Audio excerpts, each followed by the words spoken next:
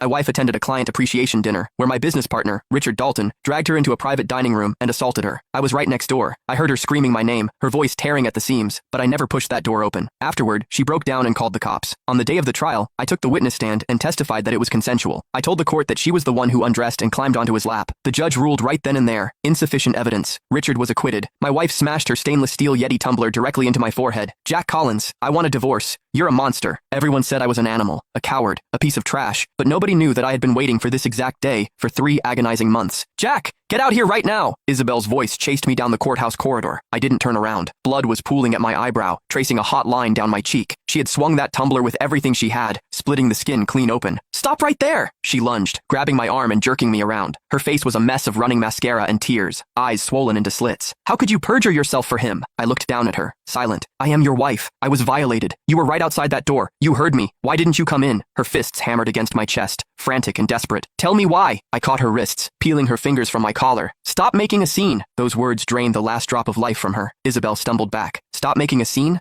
I was pinned against a table by your partner. My dress was ripped open. You were standing right outside. I screamed your name 17 times, Jack. 17 times. And you didn't make a sound. And now you're telling me to stop making a scene? I shifted my gaze past her shoulder. At the end of the hallway, her family was marching toward us. Her father Robert, mother Martha, cousin Jessica, and Jessica's husband Todd. I wiped the blood from my jaw and turned to walk away. Isabel threw her arms around my waist in a death grip. You are not walking away until you give me the truth. I already gave you the truth. My voice was dead flat. Every single word I said on that stand was a fact. Her arms went slack. Her tone shifted to pure, concentrated hatred. Jack, the biggest regret of my life is marrying you. I'm divorcing you. Okay. I dropped the word like a stone and stepped toward the exit. Robert's slap landed violently. My head snapped to the side. You son of a bitch! Robert shook from head to toe. I gave you my daughter's hand, and this is how you protect her? I steadied my footing. Robert, don't you dare call me by my name. You don't have the right. He caught my jaw with the back of his hand. Martha shoved her way to the front and spat into my face. You're not a man, a grown man, listening to his own wife get ripped apart, standing outside a door like a statue. Are you just useless, or are you an accomplice? I wiped my face. Martha, are you done? Done? I want to kill you with my bare hands. Todd surged forward, grabbing my suit lapels. How do you have the nerve to even stand upright, Jack? You should be on your knees begging Isabel for forgiveness. I met his eyes. Let go. There are court bailiffs right inside those doors. You throw a punch, I press charges. Assault is a felony, Todd. Do the math. Todd's fist froze midair. Robert pulled his son-in-law back, glaring at me. Jack, for the sake of the man I thought you were, I'm going to ask you one last time. Why did you cover for Richard Dalton? How much did he pay you? I looked past them toward the glass doors. A black SUV idled by the curb.